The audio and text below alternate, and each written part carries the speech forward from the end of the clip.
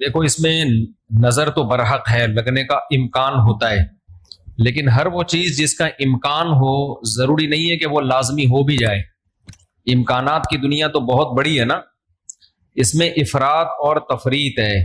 کچھ لوگ تو ایسے ہیں جو نظر کے وجود ہی کو نہیں مانتے، وہ کہتے ہیں نظر سرے سے لگتی ہی نہیں ہے، اور کچھ لوگ کہتے ہیں ایسے ہیں کہ اس میں بہت مبالغہ کرتے ہیں، ان کو ہر وقت لگ رہی ہوتی ہے ان کے رائے کے مطابق کہ اس کو لگ گئی، اس کو لگ گئی، اس کو لگ گئی، یہی چلتا رہتا ہے پروگرام۔ تو نہ اس میں وہمی بننے کی ضرورت ہے اور نہ نظر کا انکار کرنا جائز ہے ہمارے لیے۔ جو لوگ نظر کا انکار کرتے ہیں نا، وہ ہیں سیکولر لوگ، لبرل لوگ، جو شریعت کو نہیں مانتے۔ وہ کہتے ہیں اس کی کیا دلیل ہے؟ بھائی ہمارے پاس دلائل، مشاہدہ بھی دلیل ہوتی ہے، لیکن وحی خود دلیل ہے ہماری نظر میں۔ وحی جب نبی صلی اللہ علیہ وسلم نے بتا دیا کہ العین حق، نظر برحق ہے، تو ہمارے لیے یہ بھی ایک دلیل ہے۔ اب کوئی رسول کو مانتا ہی نہ ہو، اللہ کو مانتا ہی نہ ہو، تو وہ نہ مانے، وہ اس کا ہیڈیک ہے۔ ہم کوئی سائنسدانوں کو مجبور تھوڑی کر رہے ہیں کہ آپ نظر کو مانو۔ سائنسدان جنت مانتے ہیں کہ جنت ہے؟ جواب دینا۔ سائنسدان مانتے ہیں موت کے بعد دوبارہ زندگی ہے؟ یہ سائنس کا ٹاپک ہی نہیں ہے بھائی، سائنس یہاں تک پہنچی نہیں ہے۔ تو نظر تو برحق ہے، کوئی بھی اچھی چیز ہو، کوئی بھی بہت ہو، تو اس میں چانس ہوتا ہے کہ نظر لگ جائے۔ نبی صلی اللہ علیہ وسلم نے فرمایا اگر کوئی چیز تقدیر پر غالب آ سکتی تو وہ نظر ہوتی، اور نظر اونٹ کو ہانڈی تک پہنچا دیتی ہے۔ اچھا والا اونٹ ہوتا ہے، نظر لگی گیا۔ آپ نے دیکھا ہوگا بڑے بڑے اونچے کٹے بیل لوگ لے کر آتے ہیں بقرعید کے دنوں میں، بعض دفعہ نظر لگتی ہے دھڑام سے گر جاتے ہیں، بعض دفعہ ویسے ہی گر جاتے ہیں غربت مہنگائی سے متاثر ہو کے، لیکن بعض دفعہ نظر بھی لگتی ہے۔ تو ہمارے پاس جو نظر کے برحق ہونے کی دلیل ہے وہ رسول اللہ صلی اللہ علیہ وسلم کا قول۔ اسی وجہ سے یعقوب علیہ السلام نے جب اپنے بیٹوں کو مصر بھیجا تو خوب لمبے خوبصورت بیٹے تھے، تعداد میں بھی زیادہ تھے، تو ان سے کیا فرمایا؟ لا تدخلوا من باب واحد وادخلوا من ابواب متفرقہ۔ اے میرے بیٹو، ایک دروازے سے داخل نہ ہونا، متفرق دروازوں سے داخل ہونا، کیونکہ ایک ہی گیٹ سے جب جائیں گے نا، ایک باپ کے 11 بیٹے اتنے خوبصورت اور لمبے لمبے اور خوبصورت جوان، تو لوگ بولیں گے یار کیسا خوش قسمت باپ ہے جس کے 11 بیٹے ہیں۔ سمجھتے ہو کہ نہیں سمجھتے؟ آج کل تو فیملی پلاننگ نے نظر کا چانس ہی ختم کر دیا، 2 بچے ہوتے ہیں وہ بھی اچھے نہیں ہوتے۔ تو یہاں قرآن سے بھی ہمیں، حدیثوں سے بھی پتہ چلتا ہے کہ امکان ہے، لیکن ایک بات یاد رکھو، دنیا میں یہ بہت امپورٹنٹ بات ہے، کاش اس کو سمجھ جاؤ، یہ تجربوں کا نچوڑ ہے جو میں آپ کے سامنے پیش کر رہا ہوں۔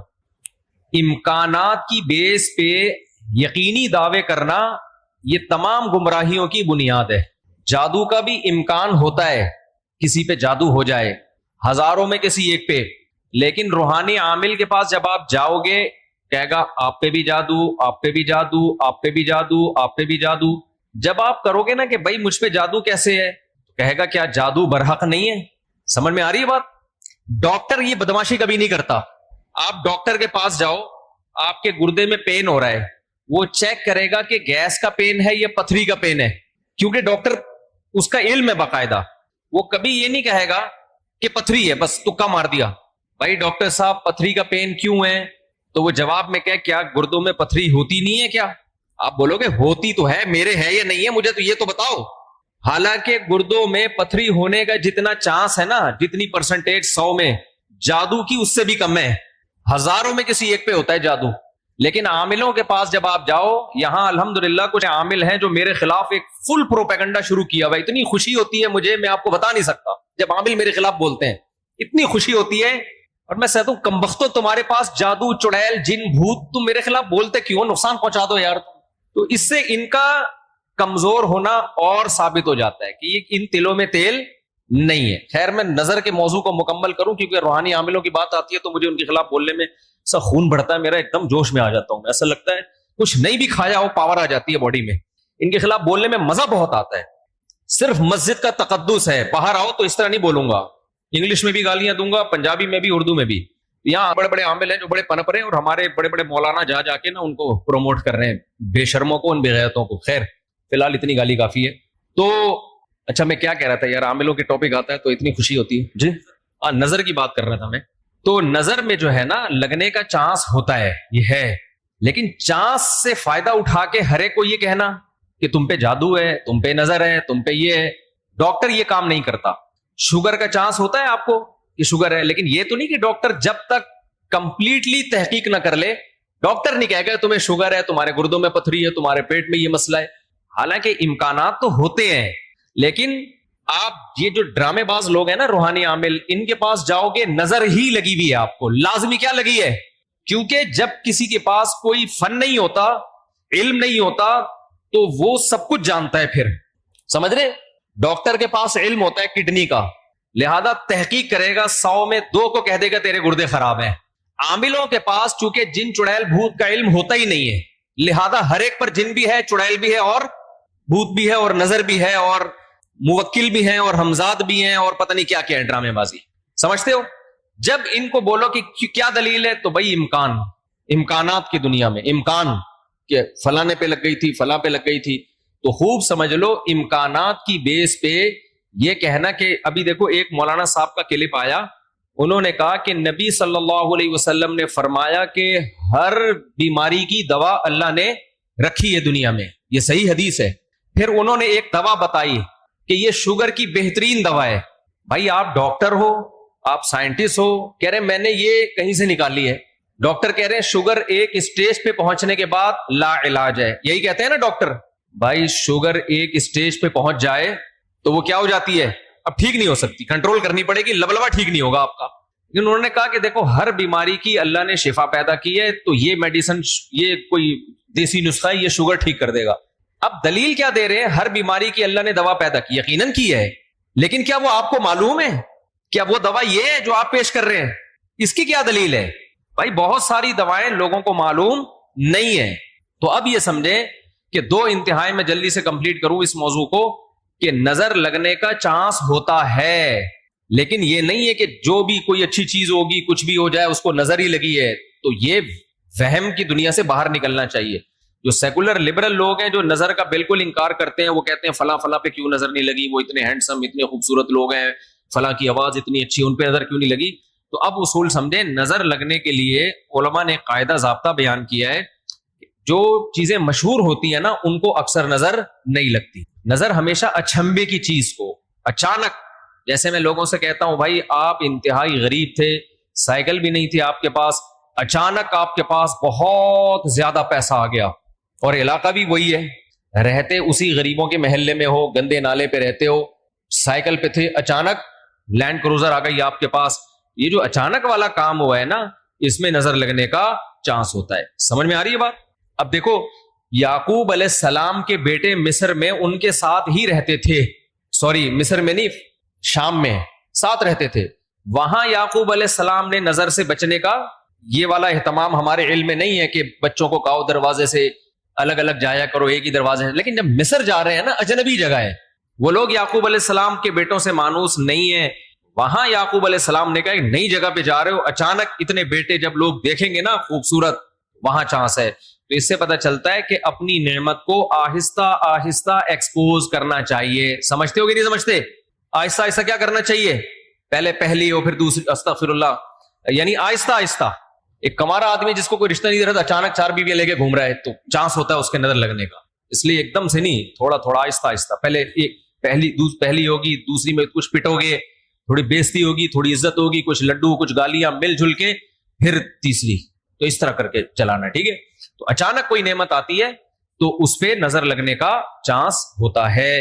دوسری بات یہ ہے کہ نظر سے بچنے کے لیے جو نبی صلی اللہ علیہ وسلم نے دعائیں بتائی ہیں، ان دعاؤں کا اہتمام کرنا چاہیے. اعوذ بکلمات اللہ التامہ من کل شیطان وہامہ ومن کل عین لامہ، یہ دعا پڑھنی چاہیے. اور اپنی نعمت کا اظہار ان لوگوں کے سامنے کرنا چاہیے جو آپ سے محبت کرتے ہیں، وہ خوش ہوں گے. بعض دفعہ انسان دوسرے سے محبت کے دعوے کرتا ہے لیکن جیلس ہو جاتا ہے. وہ جب آپ اس کو بتاتے ہیں نا میرے پاس اتنا پیسہ، میری ارننگ اتنی ہو گئی، تو وہ اندر اندر سے جل رہا ہوتا ہے. تو حاسد کی نظر لگنے کا چانس زیادہ ہوتا ہے. سمجھتے ہو؟ تو اپنی نعمت ہر ایک کے سامنے نہیں بیان کرنی چاہیے.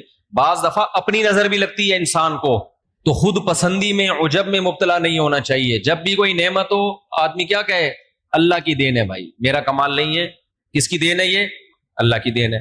تو ان چیزوں کے اہتمام سے نظر کا چانس کم ہو جاتا ہے. باقی عاملوں کے پاس نہ نظر کا کوئی علاج ہے سوائے مسمرزم کے. دماغ کو کنٹرول کر کے کچھ الٹی سیدھی چیزیں آپ کی کھوپڑی میں ڈال دیتے ہیں, تو اس سے آپ سمجھتے ہو کہ میں ٹھیک ہو رہا ہوں. ٹھیک نہیں ہوتے, آپ مینٹلی تھوڑا سا کیا ہو جاتے ہو, مطمئن ہو جاتے ہو, اور ان کا اپنا دماغ بھی خراب ہوتا ہے, آپ کا بھی دماغ خراب کرتے ہیں. سمجھتے ہو؟ اچھا, میں جب عاملوں کے خلاف بولتا ہوں, لوگ کہتے ہیں یہ 2 نمبر عاملوں کے خلاف ہے. بالکل غلط بات. میں 1 نمبر عاملوں کے خلاف, یہ ذہن میں رکھو. 2 نمبر کو تو میں لفٹ ہی نہیں کراتا. میں ان عاملوں کے خلاف ہوں جن کو علماء بزرگان دین سمجھتے ہیں کہ بہت بڑی پہنچی ہوئی چیز ہے یہ. میں ان کو 2 نمبر سمجھتا ہوں. یہ کخ بھی نہیں کر سکتے. سمجھتے ہو؟ یہ کچھ بھی نہیں کر سکتے, چاہے امریکہ میں ہو, چاہے جاپان میں ہو, چاہے پاکستان میں ہو, چاہے کراچی میں ہو, چاہے پنجاب میں ہو, سب ایک جیسے ہیں. اس لیے اپنے آپ کو بچاؤ ان فضول لوگوں سے. اچھا بھائی, حضرت محمد صلی اللہ علیہ وسلم پر جادو کے اثرات سے متعلق اہل سنت کا کیا عقیدہ ہے؟ نبی پر جادو ہوا تھا, بخاری مسلم سے ثابت ہے, لیکن ہوا کیوں تھا؟ آپ کہیں گے نا, ایک طرف تو آپ کہہ رہے ہیں جادو اتنی آسان نہیں ہے, ہزاروں میں کسی ایک پہ, تو پیغمبر پہ ہو گیا. دیکھو, کچھ چیزیں نبی صلی اللہ علیہ وسلم کے ساتھ ایسی ہوئی ہیں جن میں کوئی حکمت تھی. یہودی آپ کو جادوگر کہتے تھے, جادوگر جادوگر. اللہ نے تھوڑا سا اثر ہونے دیا تاکہ یہودیوں کو الزام لگانے کا موقع نہ ملے. جادوگروں پہ جادو کا اثر نہیں ہوتا, تو تھوڑا سا اثر اللہ نے ہونے دے دیا. اتنا اثر کہ آپ کبھی کبھار بھولنے لگے کچھ چیزیں, کچھ کام کیا ہوتا آپ کو یاد نہ ہوتا. اس سے زیادہ اثر نہیں ہوا آپ کے اوپر. اور یہ اثر اس لیے اللہ نے ڈالا تاکہ لوگوں کو یقین آ جائے آپ بشریت میں کامل ہیں اور آپ جادوگر نہیں ہیں. اصل مقصد یہ الزام کی نفی تھی. اگر یہ اتنا آسان ہوتا تو ابو بکر پہ کیوں نہیں ہو گیا میرے بھائی, حضرت عمر پہ کیوں نہیں ہو گیا, حضرت عثمان پہ کیوں نہیں ہو گیا, سیدنا علی پہ کیوں نہیں ہو گیا؟ یہ تو ایک تماشا بنا لیتے لوگ. فرعون کے موسیٰ علیہ السلام کے مقابلے میں جادوگر آئے ہیں. آپ لوگ کو آواز صحیح آ رہی ہے؟ گونج تو نہیں رہی ہے آواز؟ مجھے تو گونج رہی ہے آواز. بھائی, موسیٰ علیہ السلام کے مقابلے میں جادوگر آئے. قرآن کہتا ہے یخیل الیہ من سحرہم انہا تسعی.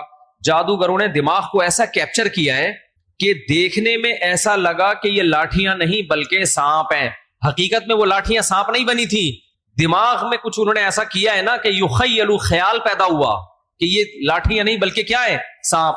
دیکھو, انبیاء کے دماغ کو ایسے کیپچر نہیں کیا جا سکتا, لیکن اللہ نے یہاں ہونے دیا. موسیٰ علیہ السلام کو بھی ایسا لگا کہ یہ لاٹھیاں نہیں بلکہ کیا ہے, سانپ ہیں. اس میں حکمت تھی نا, تاکہ مقابلہ تو ہو. اب سوال پیدا ہوتا ہے, جب موسیٰ علیہ السلام مقابلہ جیت گئے, فرعون نے دھمکی دی جادوگروں کے کہ تمہارے ہاتھ پاؤں کاٹ کے میں قتل کر دوں گا, تو جادوگر وہی رسیاں دوبارہ فرعون کی طرف پھینک دیتے کہ تو قتل کر کے دکھا ہمیں. کیا خیال ہے بھائی؟ یا فرعون پہ جادو کر دیتے. ہوا جادو فرعون پہ؟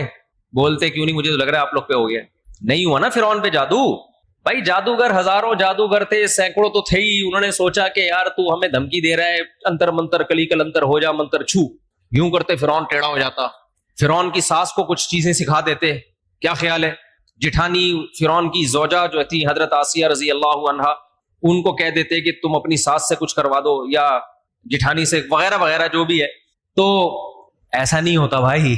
فرعون نے دھمکی دی اور ہاتھ پاؤں کاٹ کے ان سب کو شہید کر دیا, کچھ بھی نہیں ہو سکا. ایسا نہیں ہوتا. جادوگروں کو ایک ماحول چاہیے, اسی میں وہ سب کچھ کرتے ہیں. تو یہ ہم سے زیادہ کمزور ہوتے ہیں, ان سے ڈرنے کی بالکل ضرورت نہیں ہے. دنیا میں سب سے کم اگر ڈرو نا تو عاملوں سے اور جادوگروں سے سب سے کم ڈرا کرو. جیسے کہ پولیس والے ان سے بالکل بھی نہیں ڈرتے. اکثر آپ نے دیکھا ہوگا ریڈ پڑتی ہے نا پولیس والوں کی عاملوں کے پاس, تو پولیس والے جاتے ہیں, پولیس میں جو گٹکا کھانے والا ہے نا وہ اٹھا کے لے آتا ہے عامل کو, تھانے میں بند کر دیتا ہے. عامل اس کا کچھ بھی نہیں بگاڑ سکتا. سوچو, جو عامل ایک گٹکا کھانے والے پولیس والے کے سامنے کچھ نہیں کر سکتا, وہ اس عامل کی پوری ٹیم کو اٹھا کے لاک اپ کر دیتے ہیں یہ لوگ. وہ سنگدل محبوب تمہارے قدموں میں کہاں سے لا سکتا ہے؟ وہ سنگدل محبوب تمہارے قدموں میں کہاں سے لا سکتا؟ تو یہ دنیا کے سب سے کمزور, سب سے ضعیف قوم روحانی عامل ہوتے ہیں, لیکن دماغ کا کھیل ہے سارا. تو لوگ ان سے ڈر رہے ہوتے ہیں. نہیں ڈرو تو آپ طاقتور ہو. سمجھتے ہو؟ آج مجھے ایسا لگ رہا ہے گلوکوز کی 3 بوتلیں چڑھا لی میں نے. اور عاملوں کے خلاف بولتا ہوں اتنی, کیونکہ عامل میرے خلاف بہت سرگرم ہو گئے ہیں آج کل. ابھی علماء کا ایک وفد گیا کسی عامل کے پاس, وہ وفد پہلے میرے پاس آیا, گپ شپ ہوئی, بیٹھے, میں نے ان کو رات کو کھانے کی دعوت دی. انہوں نے کسی سے ملنے جا رہے تھے, مجھے نہیں پتا کسی عامل کے پاس گئے. اس عامل نے میرے خلاف اتنا بولا کہ انہوں نے میری دعوت ہی کینسل کر دی کہ یار یہ مفتی صاحب تو 2 نمبر ہے معاذ اللہ. انہوں نے اپنی طرف سے اس عامل کی باتوں میں آ کے, تو جب انہوں نے کسی نے مجھے بتایا, میں نے کہا اچھا ہے اللہ نے تمہاری قسمت میں یہ عامل رکھے ہوئے ہیں, تم جیسے فضول لوگوں سے اللہ نے مجھے نجات دے دی تاکہ میرا کھانا تمیز والے عقل مند لوگ کھائیں. جو عاملوں سے متاثر ہو تو اس بیچارے کا مینٹل لیول کیا ہوگا آپ سوچو. میں نے کہا ہمیں ایسے مولویوں کی بالکل بھی ضرورت نہیں ہے جن کا مینٹل لیول یہ ہے کہ چڑیل بھوت بھگانے والوں سے متاثر ہو کے آتے ہیں. یہ تو مینٹل لیول ہے آپ کا. دلائل سے کے بجائے ان لوگوں سے متاثر ہوتے ہیں.